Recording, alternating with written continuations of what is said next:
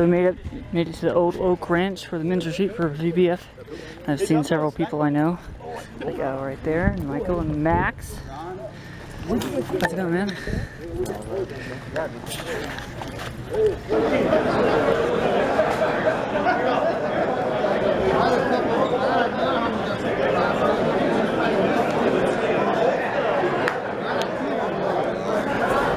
Means endurance, and blue means wisdom, and red means until we believe. Let's put the yellow on it.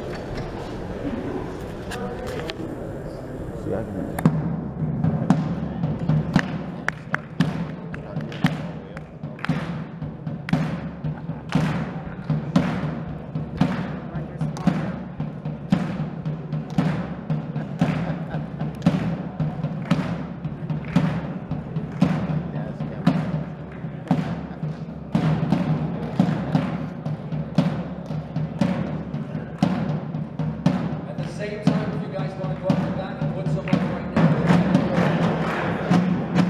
Yeah, you have to record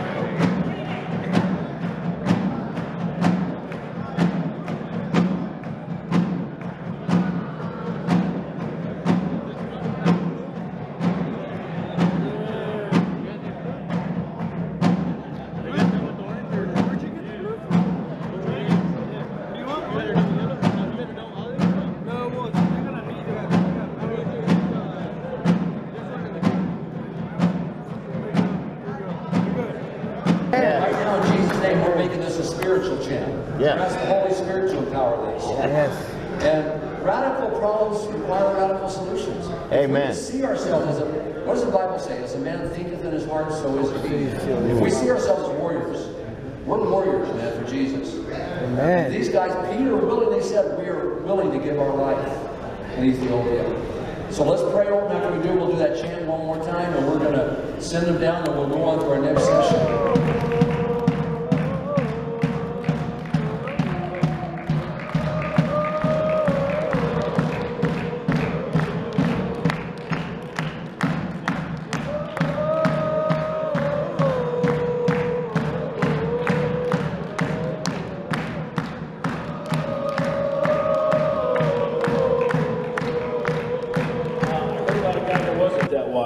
He was in church, and he'd come to work on Monday after church with a big black eye. And the one of his co-workers asked him, said, "Man, what happened in church?" He goes, "Well, I was sitting behind this great big fat lady, and we stood up to sing to him, and her dress was all bunched up and her hind end. He said, it looked just awful, so I discreetly reached up and gently tugged it out. She turned around and smacked me right in the eye." Well, the next Monday, following the next church service, he comes to work. He's got another black eye. Of course, his coworker said, "Man, what happened?" And he goes, "Well, I was sitting behind that same lady, and we stood for him, and once again, her dress was bunched up in her crack." He goes, "Before I could stop him, the man next to me reached in and pulled that thing out. And I knew that she didn't like that, so I gently tucked it back in." Oh no! We gotta stop again. Huh? What? Huh?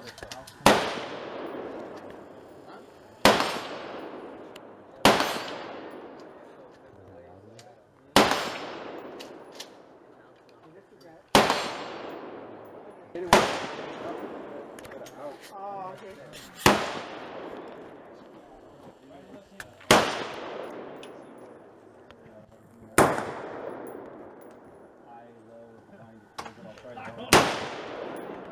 I'll watch on this. Here's your basic AR.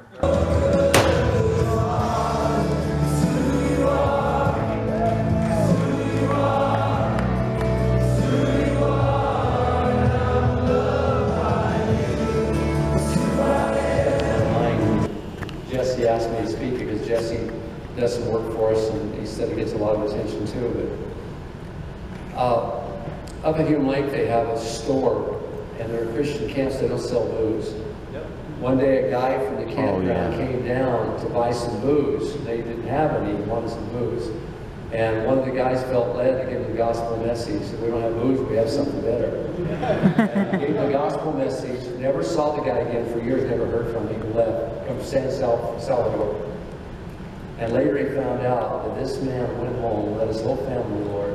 Then his son, or his son's pastor, one of the largest churches in San Salvador, and they won a huge part of the country to the Lord, all through one guy witnessing in the story. Amen.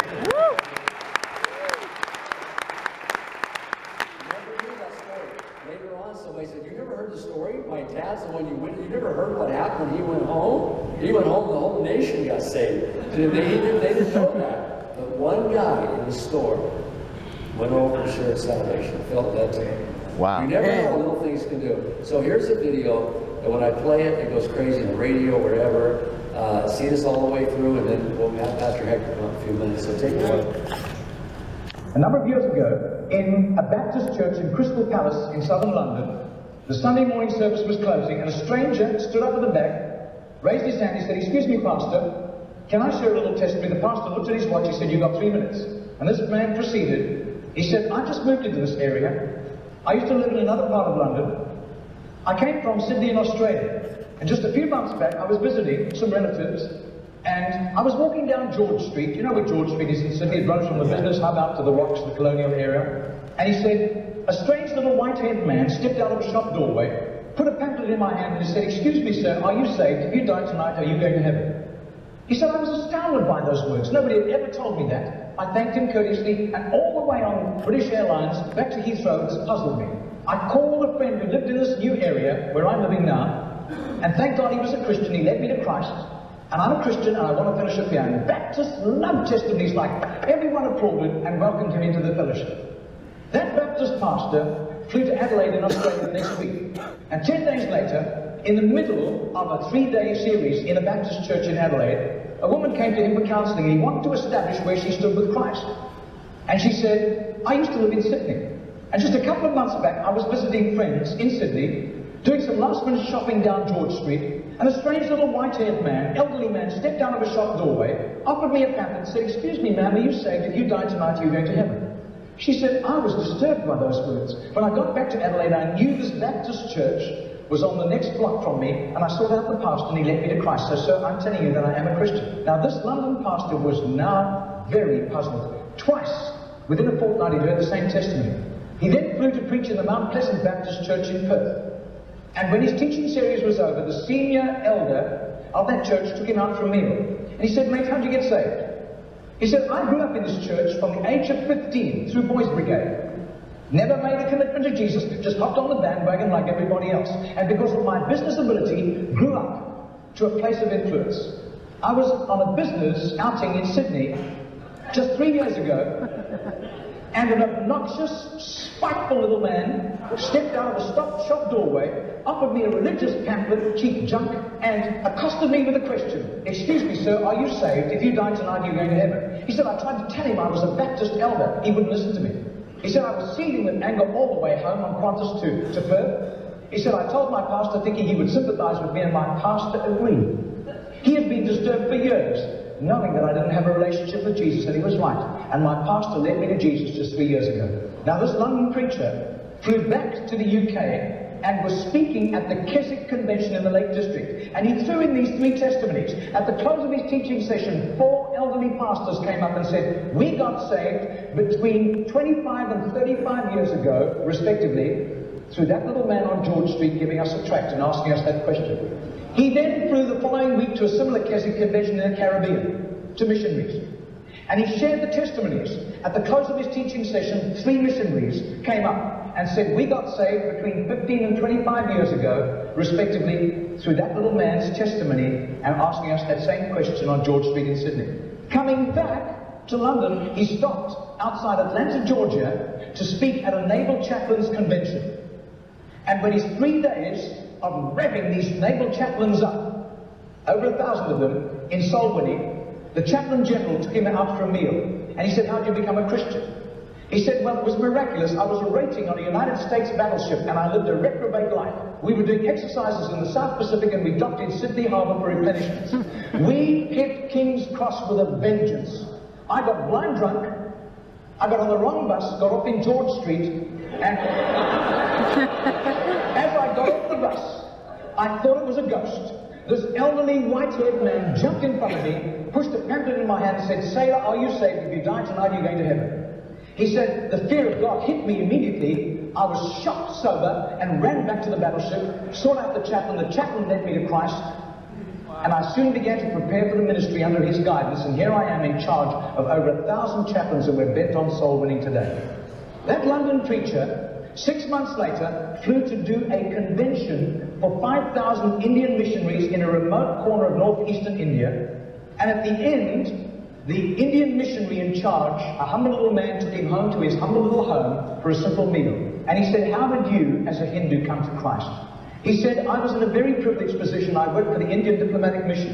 And I traveled the world. And I am so glad for the forgiveness of Christ and his blood covering my sin, because I'd be very embarrassed if people found out what I got into. He said, one bout of diplomatic service took me to Sydney. And I was doing some last-minute shopping laden with parcels of toys and clothing for my children, walking down George Street. And this courteous little white-haired man stepped out in front of me, offered me a pamphlet, and said, excuse me, sir, are you saved? If you die tonight, are you going to heaven? He said, I thanked him very much, but this disturbed me.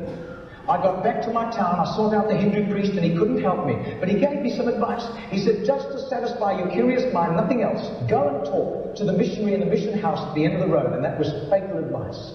He said, because that day the missionary led me to Christ. I quit Hinduism immediately, and then began to study for the ministry. I left the diplomatic service, and here I am, by God's grace, in charge of all these missionaries, and we are winning hundreds of thousands of people to Christ. Well, 8 months later, that Crystal Palace Baptist pastor was ministering in Sydney, in Gymea, a southern suburb of Sydney. And he said to the Baptist minister, do you know a little man, an elderly little man, who witnesses and hands out tracts on George Street? And he said, I do. His name is Mr. Genor, G-E-N-O-R. But I don't think he does it anymore. He's too frail and elderly. The man said, I want to meet him. 2 nights later, they went around this little apartment, knocked on the door, and this tiny, frail little man opened the door. He sat them down, made them some tea, and he was so frail he was slopping tea into the saucer as he shook. And as he sat with them, this London preacher told him all these accounts over the previous 3 years. This little man sat with tears running down his cheeks. He said, my story goes like this. He said, I was a rating on an Australian warship, and I lived a reprobate life, and in a crisis, I really hit the wall, and one of my colleagues, whom I gave literal hell, was there to help me. He led me to Jesus, and the change in my life was night to day in 24 hours, and I was so grateful to God. I promised God that I would share Jesus in a simple witness with at least 10 people a day, as God gave me strength. Sometimes I was ill, I couldn't do it, but I made up for it for other times. I wasn't paranoid about it, but I have done this for over 40 years, and in my retirement years, the best place was on George Street. There were hundreds of people. I got lots of rejections. But a lot of people courteously took the tracts. And he said, in 40 years of doing this, I've never heard of one single person coming to Jesus until today. Wow. Do you know, I would say that has to be commitment. That has to be just sheer gratitude and love for Jesus to do that, not hearing of any results. Margarita did a little count. That's 146,100 people that simple little non-charismatic Baptist man influenced somehow to Jesus. And I believe what God was showing that Baptist minister was the tip of the tip of the tip of the tip of this iceberg. Goodness knows how many more had been arrested for Christ and were doing huge jobs out in the mission field. Mr. Genor died 2 weeks later. And can you imagine the reward he went home to in heaven? I doubt if his face was ever appeared on TV magazine. I doubt if there would ever have been a write-up with a photograph in Billy Graham's Decision magazine, as beautiful as those magazines are. Nobody except a little group of Baptists in southern Sydney knew about Mr. Genor, but I'll tell you, his name was famous in heaven. Heaven knew Mr. Genor, and you can imagine the welcome and the red carpet and the fanfare he went home to when he arrived in glory.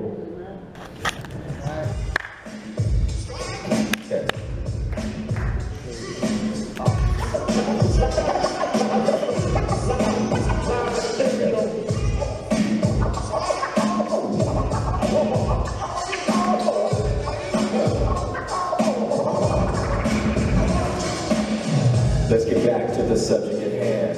Jesus was the peace that walked across the land. God is the love that I keep in my heart. Lead me VBF showed me the way from the jump start. As I looked in the mirror, I was covered in blood, forgiven and redeemed by the begotten Son. Holy Spirit in this place that we call home. It's a family affair and we're never alone. Bible study with the fellas on the Monday nights. Brotherhood of believers and we're ready for flight. It's not a house for the good, it's a home for the broken. Come and get healed by the words that are spoken. Throw your hands high, give your life to Christ. Your decision that you'll make, no need to think twice. Pastor Ron, I give thanks to the place I was saved. Valley Bible introduced me to God's good grace.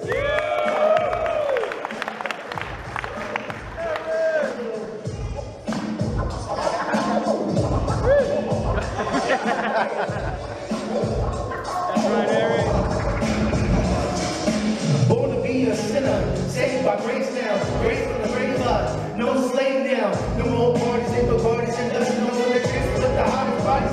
VBF, yo, we stay free. We glow in the spirit like a super saiyan. We got a heart for the ministry, chemistry, from the nursery to the student-led ministry. We got canvases and babysit the children with a B-size beat. Can't forget a doctor block, repping Better Street. Growing every day to an MOG. Man of God, repping the kingdom today I lead. Wow.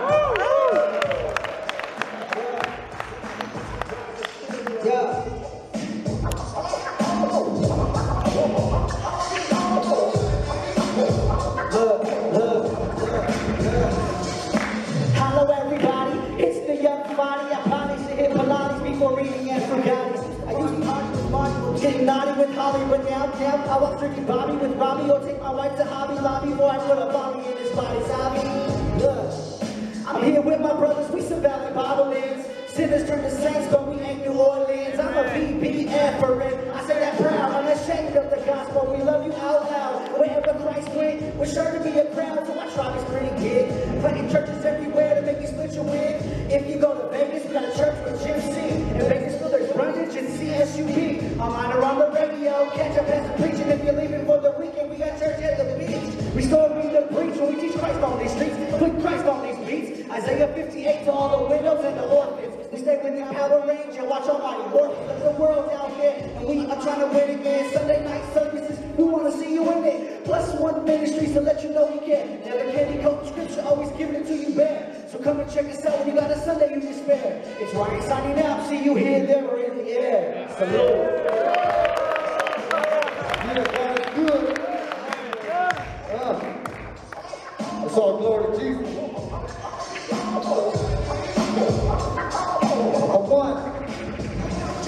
Look, drugs and alcohol consumed my life. I was in and out of jail, I thought I'd never get right. One day I was raising in the next was a pipe, and I was losing my family as I was searching for life. As I was searching for life, I was stuck in the night, and anxiety hit while I was smoking the spice, and I was lost in my sin. I never thought it was in. All my life was me. That's the day he came in, and I confessed with my mouth, and I believe in my heart. It was a Wednesday night. As the Bible was started, Robbie Eddie was teaching, as my soul was preaching, and I was tired of this life, so I gave it to Jesus. Look, lyrically blessed, I was living in stress. My life was a mess, I was saved by the best, born to be VBF. Shout out to Dr. Black, where the love's always shown and the love never stops. Can't nobody judge me at all. Encourage one another even if we fall. Come as you are and if you hear the call. Monday nights I'm like Kobe playing basketball. Basketball ministries is off the chain. All glory to Jesus, that's the only name. Bro changed, so now I'm really changed. Shout out to Shane and Robbie Daddy, man. We in this thing, the Jesus gang, and courage.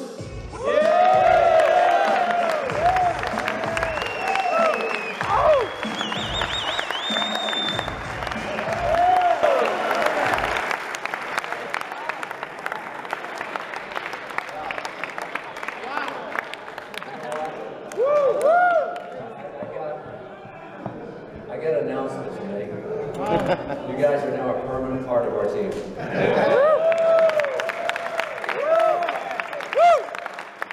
guys are up next Sunday. You ready?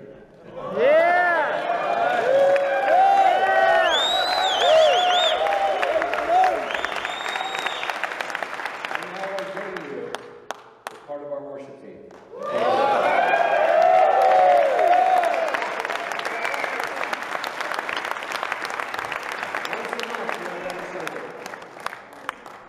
Bring them in.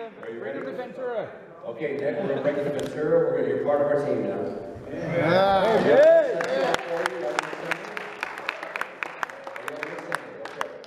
Next Sunday, both services. All three services. Sunday night.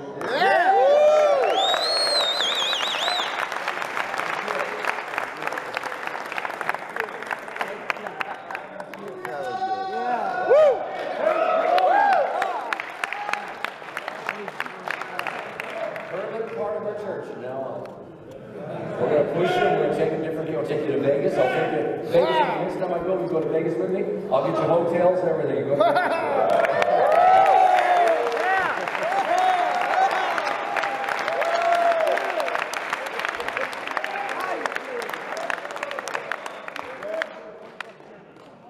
What's the name? Me and it's a traveling road show now.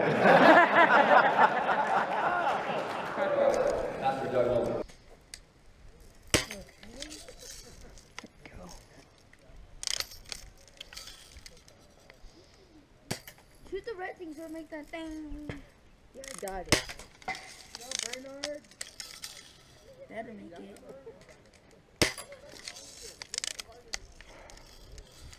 Listen to the ding song. Nope, man. That's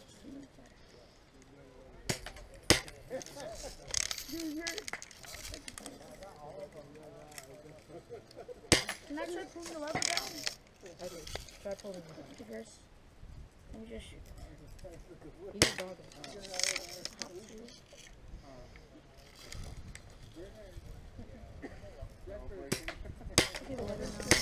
Yeah! Let me try one Got the little one. There might not be one.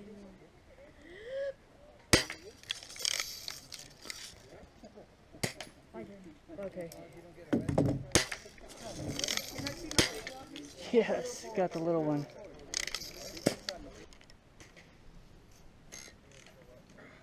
I need to aim a little higher. On target. Okay.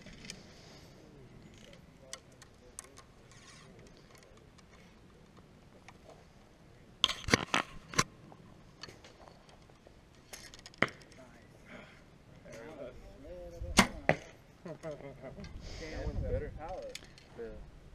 Yeah, here you go. Velocity behind it.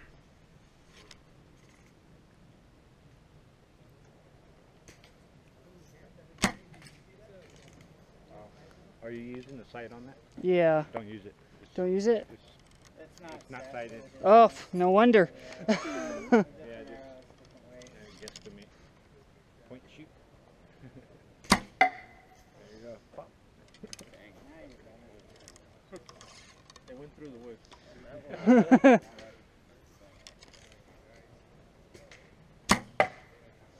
Same spot. Good grouping. Clear? Thank you. Yeah, yeah. All right. You gotta get it. Oh. After, oh my goodness. Come on. 1 to 4. Man, that's 25%. That's failing, dude. That's an F on the test. Well, what if I'm not it would have dropped out to a C.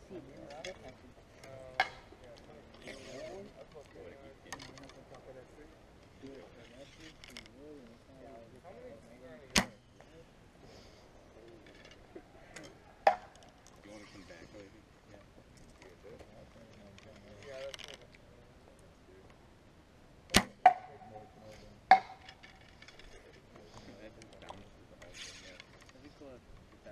Catch it, put it back in, shoot.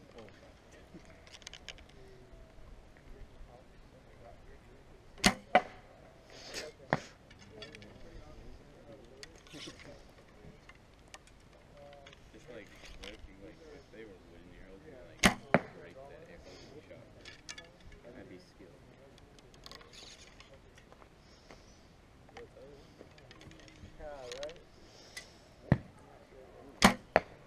There we go. That's better.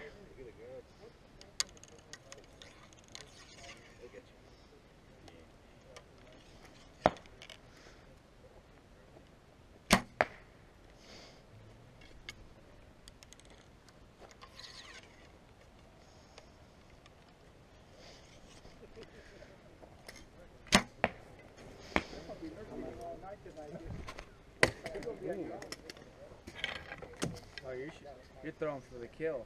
Yep. Oh, sideways. Nice.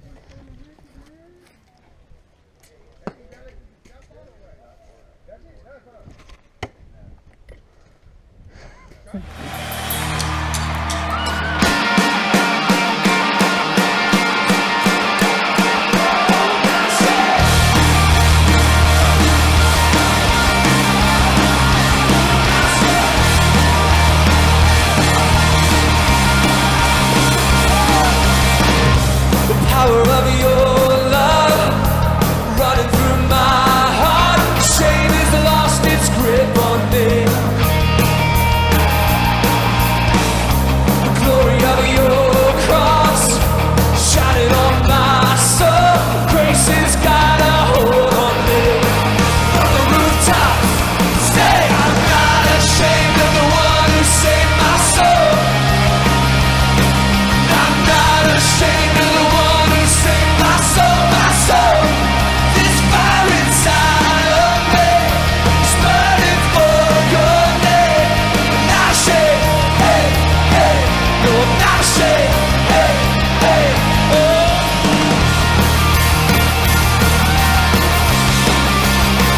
No, I'm not ashamed.